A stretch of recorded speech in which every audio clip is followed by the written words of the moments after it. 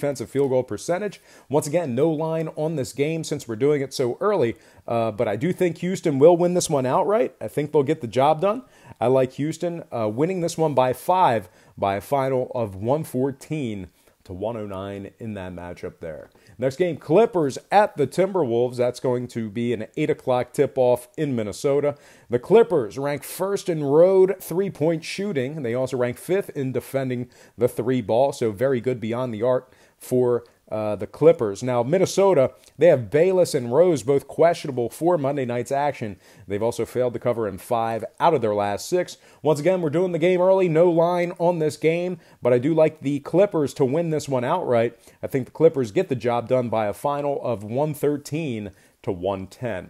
All right, next game, Trailblazers at the Thunder. 8 o'clock tip-off at OKC. The Thunder are minus 6.5, totals 231. OKC is 10-1 straight up in their last 11, 8-2 against the number in their last 10.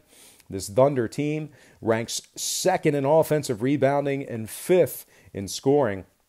Portland, on their side of things, they rank 21st in road field goal percentage and 25th in road defensive three-point percentage. Now, scoring-wise, this OKC defense is giving up just 108 points per contest on their home court. This Portland offense is scoring 109 points per contest on the road, so I think we probably should see this one stay well under the total. Give me OKC minus 6 after buying the hook, and the under 231 in that matchup there. All right, next and final game for our NBA slate. It is going to be Miami at Denver, 9 o'clock tip-off there. Now, Denver is 23-4 straight up at home, 19-8 against the spread in that same category. Meanwhile, Miami, on the other side of things, failed to cover in 6 out of their last 8. They also ranked 27th in road field goal percentage. So with all that in mind, once again, no line for this game. I apologize that for a couple of these games, there is no line. It's not my fault. I don't set the line. The bookmakers and the odds makers do. So it's not my fault. The only thing I have control of is the timing under which I do the video. And tomorrow morning, Monday morning, I have a ton of meetings. So I'm not going to have time to do it in the morning. I got to do it now. So anyway, all that said and done with that Miami at Denver game, I like Denver winning that one outright. I think they're going to get the job done by 6. I like them 111-105 in that matchup there. All right, let's go ahead and slide into some college basketball. And we're going to begin with a great game on paper. And that is going to be Virginia at UNC, 7 o'clock tip-off at Chapel Hill. Now, the Tar Heels opened the betting as a pick'em. UVA opened this game as a pick'em. This game opened as a pick'em contest with the total at 142. And since those markets opened this one up, we're seeing a little bit of money on UNC in the early going. They're now -1. We're also seeing movement upward on the total. That moved up to 143. So once again, North Carolina opened as a pick. They're now -1. Total open 142 up to 143. Now UNC is 16-7 against the spread overall for the year. They're 11-2 straight up on their home court. Virginia, on the other side, has failed to cover in their last 3 straight. They also rank 147th in offensive scoring in the country. Now, total-wise, UVA is 4-3 to the over in their last 7. UNC 67% to the over in their last 6. Give me the Tar Heels -1 and the over 143 in that matchup there.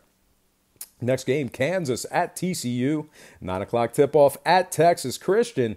The Horned Frogs open 1.5 up to -2. Totals at 149. Now, Kansas is 2-1 against the number in their last 3. They rank 28th in road defensive field goal percentage.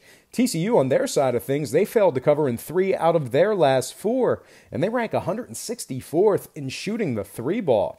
Now, total-wise, this TCU defense is allowing just 65 points per contest on their home court. Meanwhile, this Kansas offense is putting up just 66 points per contest on the road. So I don't think we'll see a whole lot of scoring in this one, but I think we'll see Kansas keep it close. I like the Jayhawks of Kansas University +2 and the under 149 in that matchup there.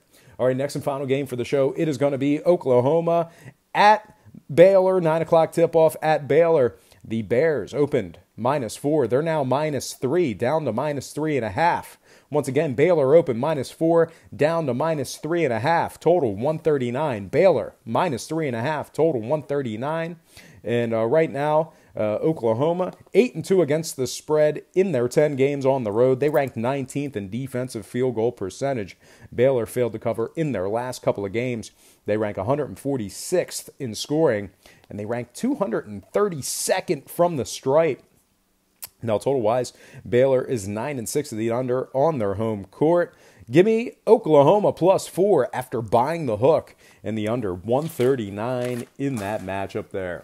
All right, let's go ahead and slide into our final slate for Monday's action. It's going to be in the NHL. Let's start with the LA Kings at the Washington Capitals. 7 o'clock puck drop in the nation's capital. Washington opened the betting as the $2.45 favorite, with the total at an even 6 goals. And since that one opened up, we're seeing a steady and consistent fade of Washington in the early going here. A 35-cent fade of Washington in the early wagering. We're also seeing movement downward on the total as well. That moved down to 5.5.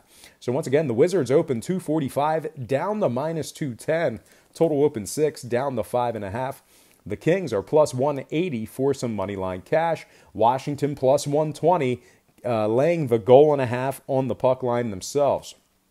Now the Kings are 17-12 against the spread on the road. And of course, when I use against the spread in hockey, I'm referring to the puck line. So LA, 17-12 on the puck line in their last 29 on the road. 17-12 ATS on the road. They rank 11th in road goals allowed. LA is also 3-1 straight up in their last 4, 4-2 straight up in their last 6. Total-wise, Washington 7th in scoring at 3.4 goals per contest. Give me the Kings +1.5 on the puck line and the over 5.5 goals in that matchup there. Next game, Pittsburgh at Philadelphia. 7 o'clock puck drop at the Wells Fargo Center. The Penguins are -120, total 6.5. Phillies +100. Pittsburgh's +215, laying the goal and a half. Pittsburgh has Malkin and Schultz questionable for tonight's action. That said, though, Pittsburgh's still 7-3 straight up in their last 10, taking on Philadelphia. So historically, they've done pretty well against them in the past couple of seasons. The Penguins also rank 6th in scoring at 3.44 goals Pittsburgh ranks 6th in scoring. Pittsburgh ranks 6th in scoring in the NHL at 3.44 goals per game on average.